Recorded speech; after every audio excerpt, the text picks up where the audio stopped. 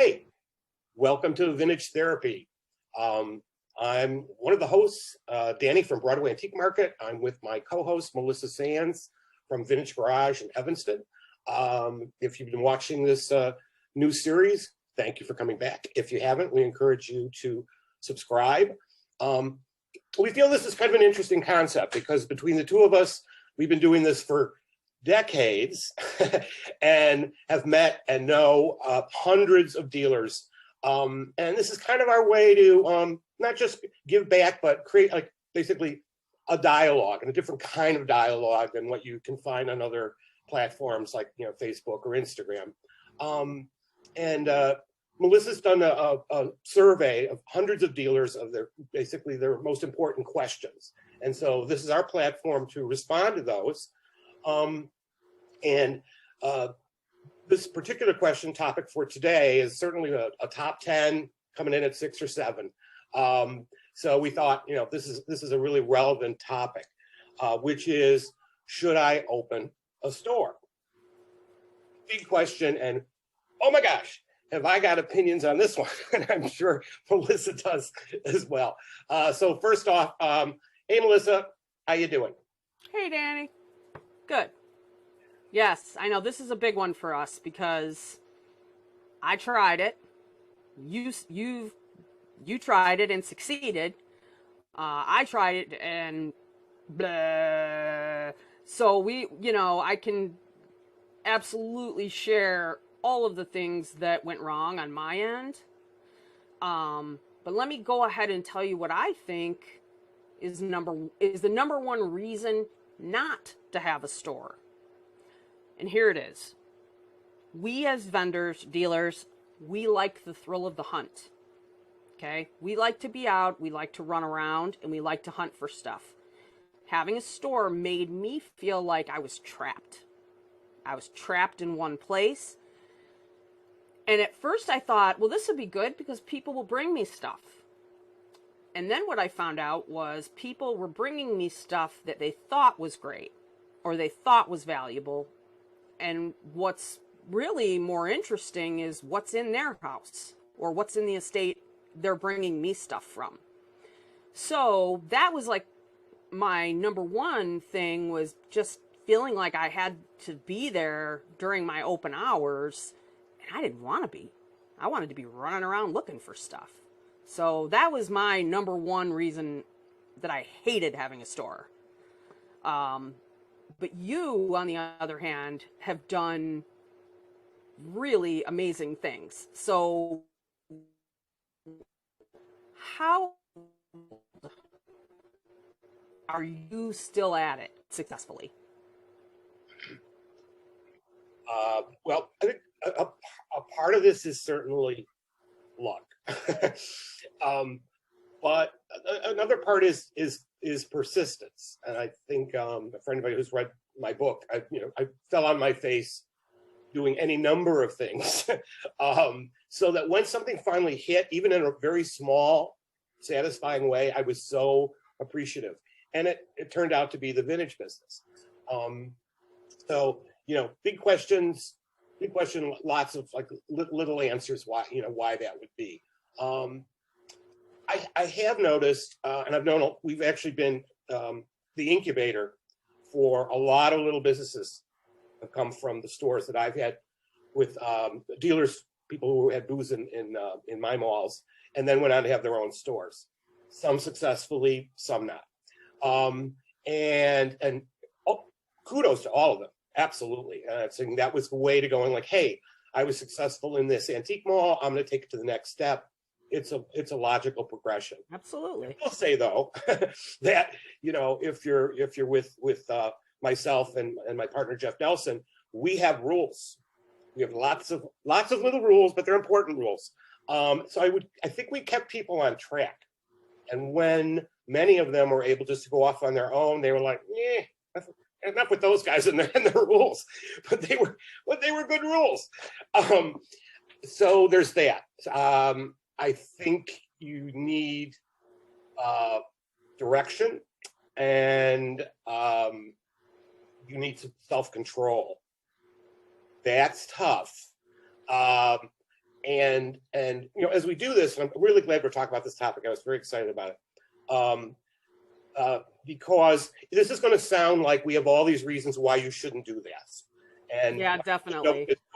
And you know what? I think, people just hang in there because there are lots of really important reasons. I feel that, reasons that will fill your soul and really make you happy, but it's also if you take care of all those little details along the way to get there. And it kind of writes you some insurance to be successful.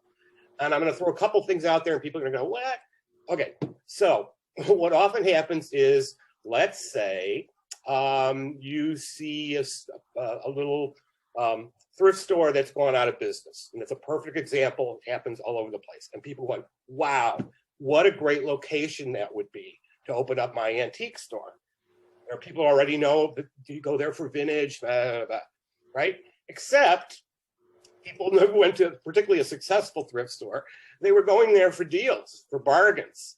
And then you come in with your little higher end things, and I'm going to make this better, and a great concept, but doesn't fit. Doesn't fit that space, that physical space. People are just used to this being a thrift store. And every time that's happened, it hasn't worked. I'll throw that out there. You can say, oh, that's kind of a rarity. No. Second, let's say it was an antique store and they retired, went out of business, whatever. Great location. I could do it better. I know I could do it better. Okay, you're moving in there. And again, branding, so important.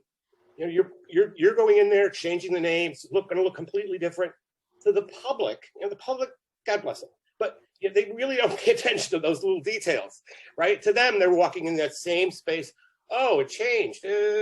Well, if that prior dealer didn't have the best reputation, that is now your reputation. And you need to turn that around, which is almost impossible. And I've seen that happen multiple times as well. So Well, I can tell you that's exactly how my store began. Please. Was a little old man named Hank who had this space for years and years and years, and it wasn't too far from my house, and he was retiring. And I was shipping so many packages out of my house that I was ready to move that all into that little shop. And I didn't care so much. At that point, it wasn't about the shop that I cared about. It was having a place to do shipping and packing. And that's how it began. If I would have kept it that way, everything would have been good. Was what I decided I needed something bigger, a bit more visible, more on a main street. That's when everything went to hell. If I would have stayed in that small spot, people definitely came in periodically, but it wasn't the main reason for my store. My reason was so I had a place that I could pack and ship. And at that time, we probably had an easy 20 to 30 packages a day. So like to have a business UPS account and stuff, it was great to have that spot, and it was really inexpensive. And I would have been fine if I would have stayed there. But what I did was I decided, no, I must have more. And then that's when everything went to hell. So that's what I did. But again, my personality is such that I did not want to be trapped in hours. And when I had the new place and it was bigger, then I was forced to, I suddenly realized it wasn't just going to happen on its own, and I think that's the big conception, that you could just sit there and people would swarm in to come and buy your stuff. But it takes way more than that, way more. And so like when I realized I don't want to do way more than this, well, and then of course, this was in the 2008 when Detroit was starting to go down and everybody's losing their jobs. So that meant people weren't buying. They were selling. They weren't buying. And then that's, that all evolves into me meeting you. I want to kind of circle back to that Because you make some really good points there, and I have some ideas of how you can sort of, maybe you could have fixed that, and that, or someone in a similar position, could fix that. Third thing I want to talk about is, because related to this, is that location. Yeah. Going back to like it's hello, location. That's like everything. So you don't. And so often people say, "Oh, I found this great space," and it's the middle. It's where Christ lost his shoes. I love that. It's where is it? It's hard for you to find it. It's gonna be hard for your customers to find it. And just because a place is cheap and cool, and I made that mistake. I made every mistake. Cheap and cool is not enough. Yeah, no, thank you. So being near other stores, so important, or even near a successful thrift store, a Goodwill, a Salvation Army, whatever. Sure. Just where there's resale traffic nearby, that makes all the difference. So again, looking at a space. But let's say you find a store and you go like, oh, this is great, and walk the neighborhood, go to the stores next to it, down the block, cross the street, ask to speak to the owner, tell them what you're going to do, like we talked about in previous YouTube videos, and say, I'm a dealer, right? It's no sin. It's not a secret word. It's not a 4-letter word, tell them what you want to do and ask about that space. Get feedback from people who are actually physically on the street, right? And a lot of them might be, what? We got people come in for lunch and they want to go shopping. There's nowhere to go. And you might get that kind of feedback from a diner or some hair salon. And people say, oh, there's a lot of people with money that come into this area and they want, they want something. That the chamber, it's another, whatever area you're looking in, there's always a chamber of commerce. Ask them, and it just, and digest it all. Don't accept any one answer is like gold. Going just to process so you can come to a decision on this. It's interesting. And I think everybody's going to understand this one, is that every once in a while, and I know this is a negative, that's how we're starting, every once in a while, you'll find this space, and it'll turn out that there's been one business after another that fails. Not just vintage businesses, for all kinds of business. It's a great corner in a great area. Why is it? Why? And I have no answer. There's no answer. Yeah, like how about that Granville space? That Granville and Broadway space. Like what in the world? Right. There's fabulous space in there. Well, I what? I happen to know that space because we did a little pop up there for a couple of years straight. It's amazing. There's the pop up is great, but apparently everyday business right there isn't working. No, right. The Aldi's does well. There's next door. But it can often be, the landlord or the management company, they're nuts. Yeah, that's a good point. Right? It's an out-of-state owner. So who do you talk to when you've got a problem? You're trying to get somebody on the phone, they don't answer your emails. Often not. There could often be a reason. There could I'll throw this out there. There could be some paranormal reason why. It really doesn't matter. There's some this bad juju about this space. That a hair salon didn't work, and a bike shop didn't work. I'm like, really? People are riding bicycles. Why? How could that fail? So talk to people. It's just really important, right? But circle back what you were talking about, because that was really good. I think you have to ask yourself too. It's a tough question, folks. Are you a people person? Who am I? Right. Do I really have to, because this is a commitment. You are in that space, 7 hours a day, maybe longer, when somebody says, hey, I'm going to be an hour late to come and pick up my chest of drawers. Well, there you are sitting there. Are you the kind of person that can do that when you're just itching to go out and shop? And we all get that. And that's what I wanted to do. That's what you wanted to do. But for whatever reason, I thought I could force myself into being somebody that I wasn't. Right. And, I was in my, early 30s, early to mid 30s, and thought I could do whatever I wanted without really examining who I am. And who I am is somebody who doesn't want to be behind you know, there's a reason why I have a once a month event, and that event comes in for that one day and then it's done. Right. Okay. Right. My shop is closed, open and closed in one day. Yeah. Yeah. And for whatever reason, that works for me. Right. But And so, your big shop though. See, that's the thing. You're not doing some little pop-up. You're always doing some big event. But I think that scratches your itch. right. Right. And that's my different, that was the part that I went, okay, I can, yeah, it scratches my itch. This is the thing that I want to do. What you do, I find so impressive. Let me give you a couple of reasons why I feel what you do is so impressive. Number one, it looks like $1 million in there. I walk into Broadway Antique Market and it looks great. I can walk through and look through every little booth, every little cabinet, and it's fresh.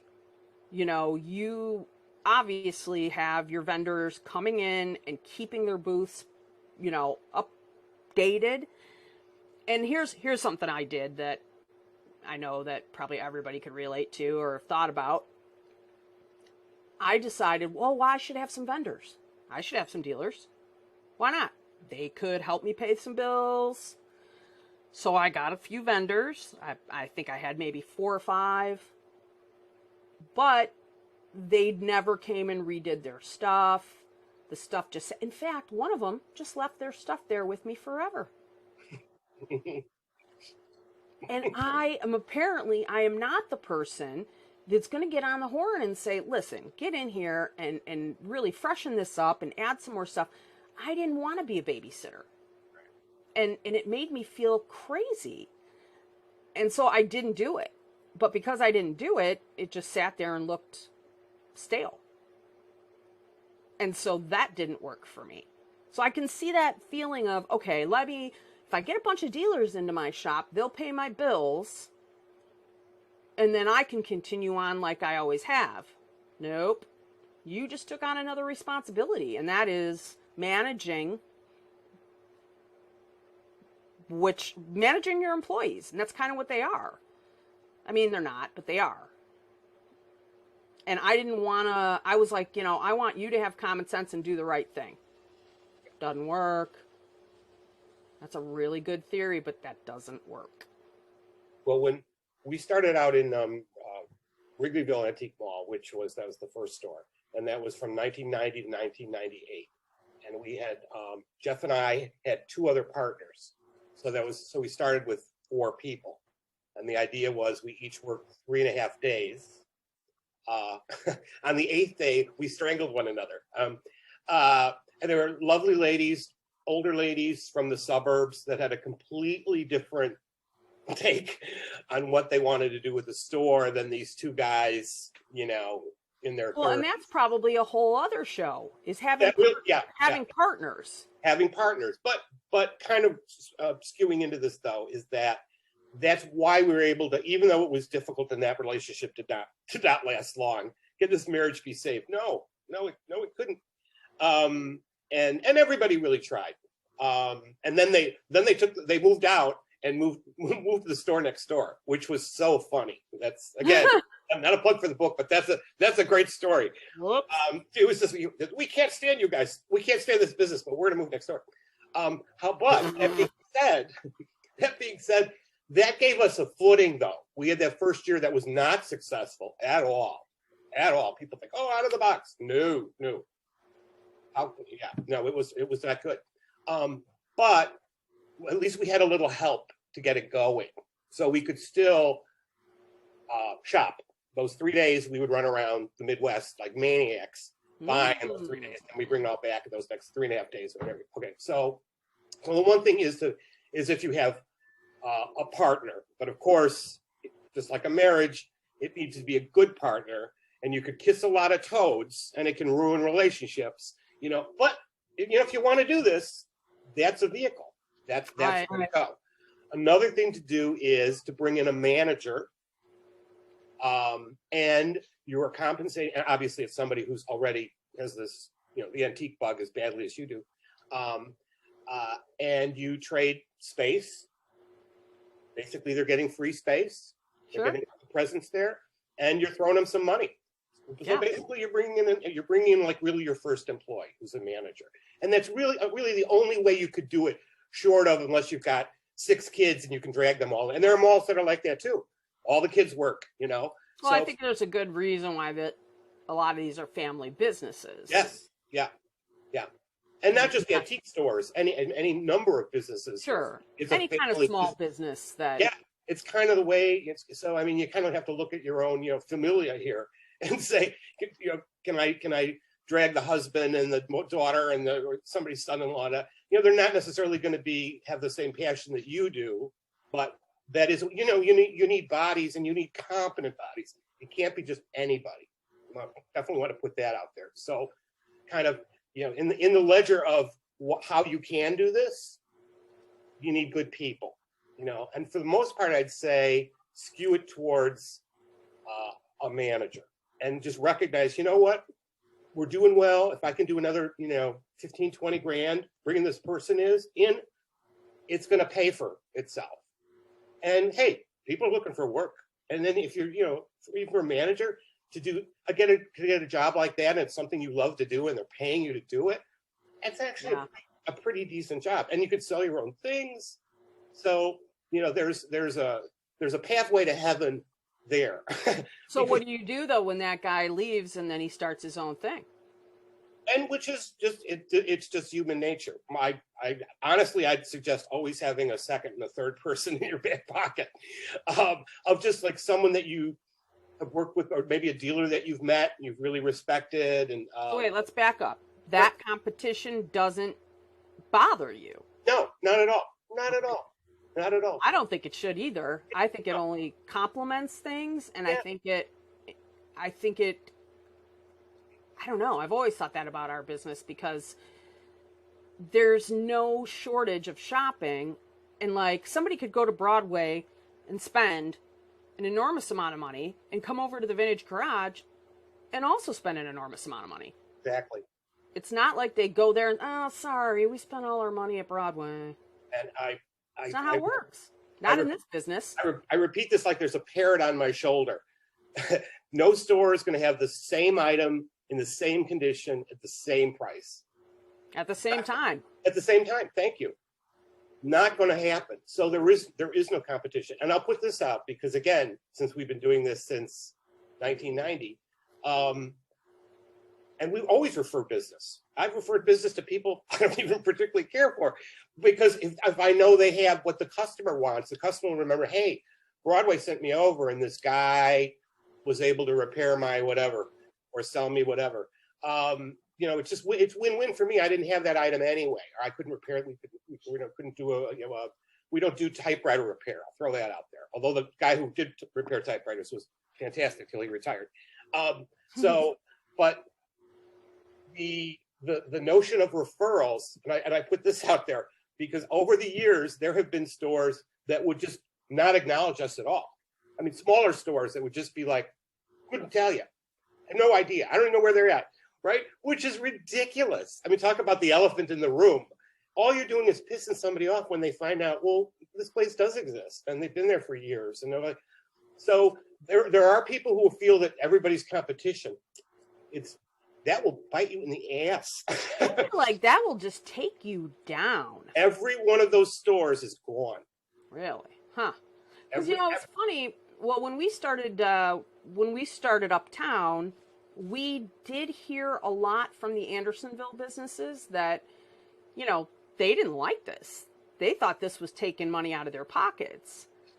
And what I think they, like I even went to one of them and said, hey, would you, if I had a list of the Andersonville businesses and said, hey, any of these stores will give you 10% off if you go over there after the garage or whenever and shop today, the same day at the garage, you get 10% off.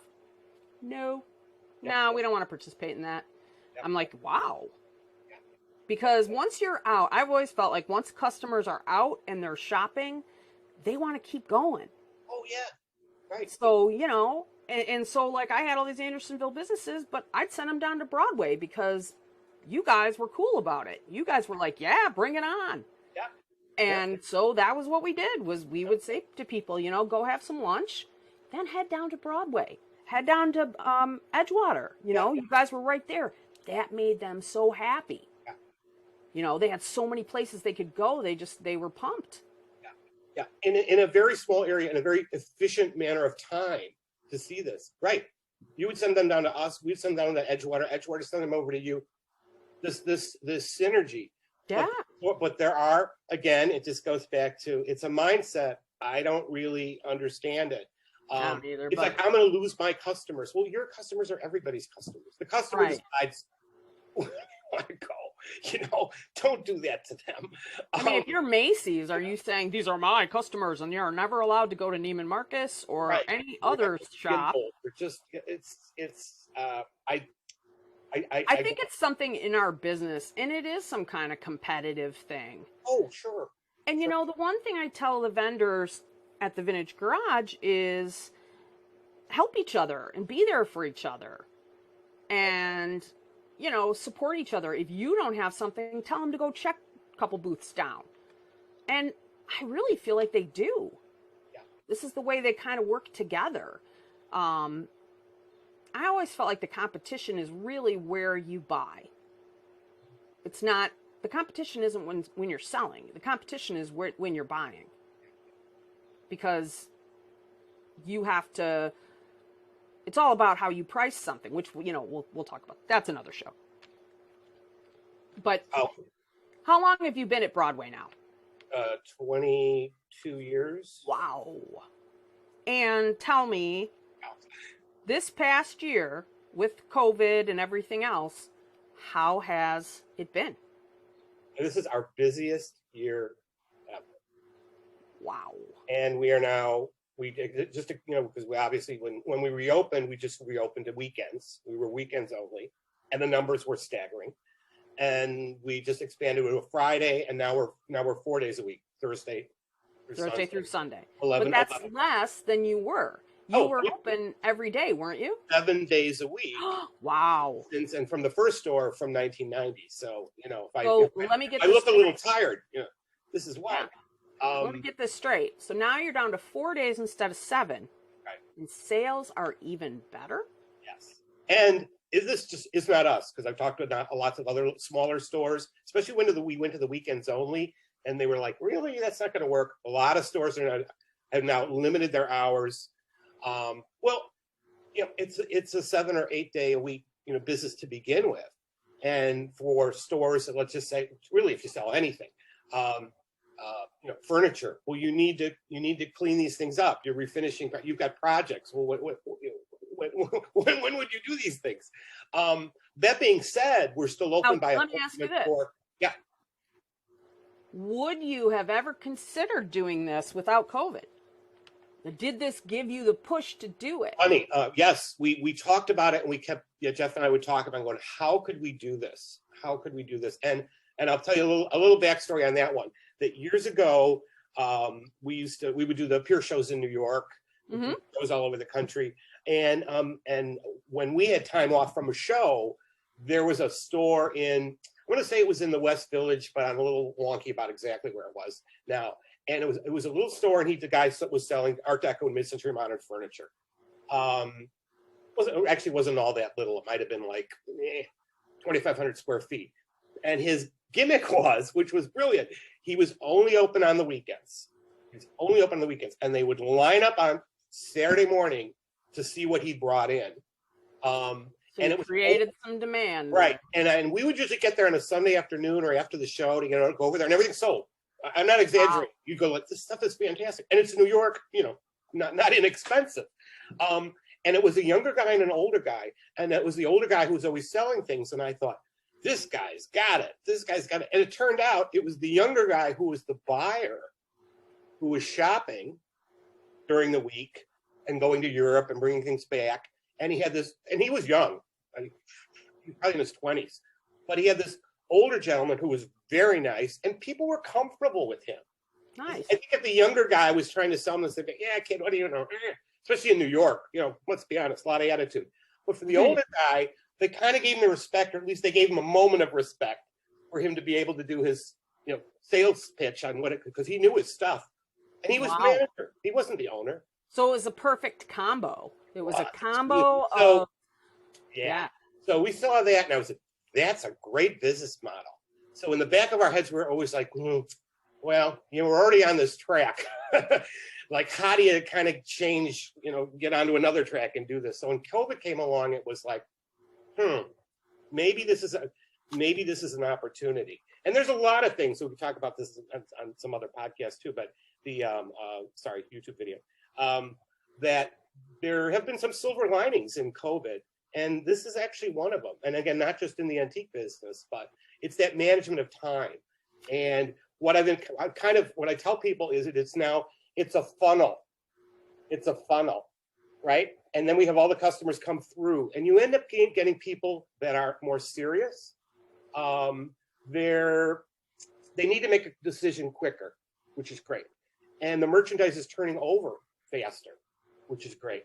I think it's brilliant. And we're still open for, we did a little video about propping movies and TV shows. Mm-hmm. We still do that. That business has now come back. Yeah. We're kind of hopefully in the. We do a little bit of that as well. I mean, we don't do the amount you do, but we've started to pick that up too. And it's a very interesting, and it's especially with the clothing and jewelry show. Mm-hmm. I mean, we've definitely dressed some people on TV. Yep. Pretty incredible. But I mean, I will get a text at 11 o'clock on a Monday night, and there'll be somebody, hey, I need blah blah blah blah blah. Can I come in tomorrow? And people make appointments. Yeah. So we're still there. And that's nice, because that's some extra personal service too that you get. Yeah. As opposed to them coming in when you're already open, and people are coming in and out. And it's a circus. Everything else going. Yeah, I can really give them better service. Yeah. And they spend more money, and they're very appreciative. Now they're shopping all over town, and again, there's no competition. I don't look at it that way at all. But as we've said in other installments here, you need to be there for people. Yeah. Be there. And I will bend over backwards. And that's a big film, or an independent film, or a TV show, or maybe just some guys who are going to put on a play. Great. Yeah. Great. So that's enabled us to do that. So when that business came back, I feel like we kind of brushed ourselves off, and we're a little bit better prepared. So let's circle back and talk about, let's go with the top 3 reasons not to open a store, and maybe the top 3 reasons to open a store. Okay. So not to open a store if you're not a people person. Well, if you're not a people person 7 days a week, 10 to 5 every day, maybe this is not for you. And that is how I felt. It was not for me.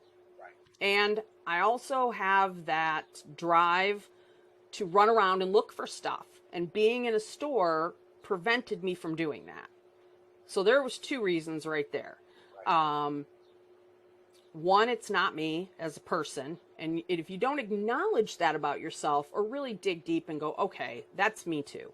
I'm also the kind of person who does not want to be trapped somewhere. And I also want to run around and look for stuff. And number 3, let's see. To own a store, being an antique or vintage person isn't enough. You also have to have a business mind, and you also have to run your shop like a business. And again, I was busier at that time of my life hunting for stuff. Like, that was more of my passion, and what I wanted to do was hunt for it. And I could sell online, I could sell all kinds of places. So for me, it was not the right move. Just everything. It's my personality. It's just everything about me and what I want to do. But I also have incredible admiration. There's only 2 people that I have known, and obviously there's more out there, but 2 people in my circles that I've ever known that have had a shop, and it has been an amazing success, and you are one of them. The other one is in Michigan. And I can tell you what was different about both of you is that this was your priority. Your shop is your priority. That's your number one goal and your number one focus. And that was the same with her. My focus is everywhere. So for me, it was a bad idea. Now my focus is my show. Right. But because my show's only once a month, and in fact it's once a month, but only for, a couple months out of the year, that I can handle. But the everyday thing I couldn't do. So you are organized, you are smart, you have built your customer base and your dealer base, and so go ahead, give us 3 reasons why it's a good idea. I think this is just one of the best businesses you could ever be in. I think you learn so much about history, history, design, literature. It's music. What part of this business doesn't it touch? Isn't it connected to? And so I just find it so fulfilling, and I'm sure. And of course, you want to make some money off of the numbers. When the numbers are good, they're great. When they're not, we'll talk more about that later. I will say, and again, this is a reason to do it. That you've already started, that you sell on other platforms, that you have an eBay store, that you're expanding into like an actual brick and mortar. I think it's really important to do that, because there are people just going, hey, I got a garage full of stuff. I'm gonna open up a store. No, that's not enough. Just having the stuff isn't enough. Right. I'm sure there's a zillion other things about. What I talk about in the book is that people. I've met so many great people. I mean, I was a paralegal before this, which, I met a lot of lawyers. Great people. You could fill it in after that. There are a couple decent ones. Oh, I'm sure. Yeah, but for the most part.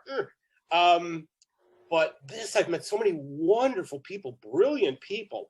Oh my gosh. Oh, some of your stories are amazing. Well, I mean, again, like your book, like your Selling Dead People's Things book.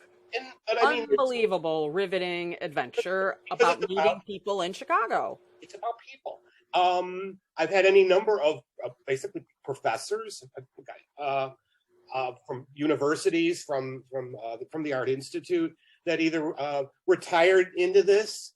These are some really brilliant people that I would never have gotten to exposed to and learned from them, and them being just kind of even wanting my opinion on something. I'm like, wow, like who am I? Except I could help them price and sell things. You're the guy who's had a shop in Chicago for 22 years, and I mean not just any shop, but a big. 30 with Wrigleyville. Nice. And I'm going to tell you something else too. Is which somebody pointed this out a long time ago, was that if you really want to get in somebody's good graces, you want to get on their good side. And you go, so well, let's send them a basket of fruit or some flowers and bullshit. Find out what they collect, and everybody collects something. That's a great idea, right? Everybody find out what they collect, and even if you don't know them well, oh my gosh, they collect paperweights, fill in the blank.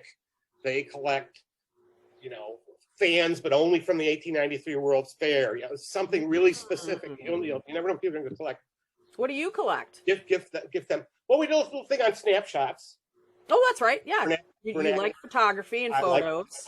Right, and that was started with, I did more CDVs and cabinet cards, and then it's kind of evolved into snapshots, and also because it doesn't take up a lot of space. That's where I went into jewelry quite a bit because I liked that. Right. But currently I am collecting, just in case anyone out there wants to, send me a basket. You can put in the basket, I am now collecting bowls, Buddhas, and Bitcoin. Which, the Bitcoin part's for another show, but bowls and Buddhas because... You're the 3 Bs. Yeah, the 3 Bs, right? And look, I see I got a couple Buddhas behind me here. So Yeah. So, yeah, it's I find that a really good. And again, somebody else taught me that. Somebody big. I don't want to say who it That's is. smart. Somebody very, very wealthy. I know who's a name. A very Steven Starr? you know. Steven Starr tell you that? No. Mentioned it before. Bigger. A nationally known person told me Wow. that. And yeah, wow. And he was so right. Now he was wrong about a couple of other things, but really not the point. But we go back to people. I would never have learned that had I not had a relationship with this person and selling things for them and getting things for them. That it went both ways. But I think the best part of this business is people, which kind of goes back to you need to be a people person. Sure. It's not all about you. It's actually not about you at all. And because if you can kind of back yourself up that, it's just yourself. I mean, your dealers. I'm friends with some of your dealers who I did not know before, previously. Yeah.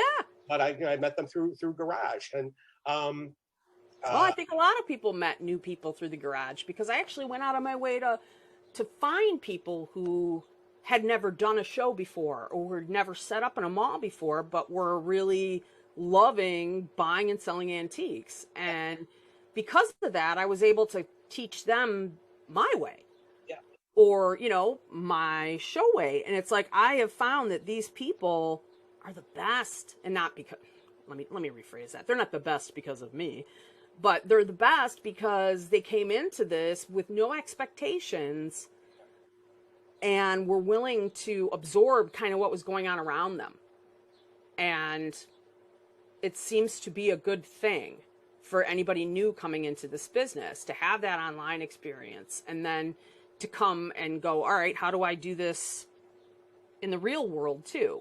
Because as much as we love to be online, again, this is all stuff that we can't, we talked about this before, this is all stuff that you're not going to find anywhere else. No. You're not going to get this on Amazon, and it's not going to get delivered to your front door. You're going to have to show up, and you're going to have to look, because that's the only chance you're going to get. It's not like there's going to be, people are going to swarm through the Garage this coming Sunday, and the stuff that gets purchased, you're never going to see that again. Right. So the next show will be completely different. Just like at BAM, this weekend's stuff is going to be different than next weekend's stuff. Absolutely. And one of the things we were saying, like, what's an incredible positive in this is that even having done this for so many years, I'm going to say almost daily, something comes in that none of us have ever seen before. And I always look at people blown away by that. And we're blown away by it. And you go, okay, we'll find it online. And no, you can't, which makes it hard to price, of course. But it's very exciting. And inevitably, and I always say too, a lot of these things could be somebody came out with a product and it failed. And it was too early. The design wasn't. Yeah, you're right. It's the 70s and it looks too much like the 60s. Now, 60s and 70s just blur into one another. Nobody cares. But back then, oh no, it looks dated, right? And so it failed. And now, so they didn't make as many of them. They're just not out there. And that scarcity creates value. Yeah. I always throw it back into somebody comes in with the Michael Jackson album going like, how much is this worth? And I go, okay, they printed 90 million of them. Was it the Thriller album? Yeah, like a Thriller album, almost any Michael Jackson album, But Thriller album is particularly good, but we also now have to put Michael Jackson into the same Bill Cosby category. Absolutely, no, good point. And that's there's a topic we may or may not talk about. But yeah, exactly. But again, somebody comes in with an album from some obscure band and they printed 1,500 copies and bingo, right? That especially here in Chicago. Yeah, they're pressing records here forever, and I got my own background in that one. So, again, we all get excited. I'm excited for the dealer who found it, going, "Hey, what God, can we do this?" And so you bond over these yes. And that's why You're always excited for people over these things. Like it's like, yeah, maybe I'm a tiny bit jealous that I didn't find it, oh, but I'm really excited for you. And, and I'm like, You're like, oh. Who had this? And they'll tell you, oh, this 80-year-old guy collected these things. You know, It just motivates you to get out there and keep looking. Oh yeah, yeah. I just, I kind of get off on if there's a story, even a little story. Absolutely. It'll be like, what, what, But anyway, I hope we're kind of giving a balance, and I think. Yeah. What I'm hoping is that anybody who's watching this, if you have questions that we could address, let us know. Post them in the comments or message us, and we can expand even further. But I think this was a good start, and I think we talked a lot about what's positive and what's negative. And like I said, if you have questions, please, we'll come back and do a Q&A about opening your own shop. And I think this is it for this one. And check back. We got another new episode coming. Thanks, everybody.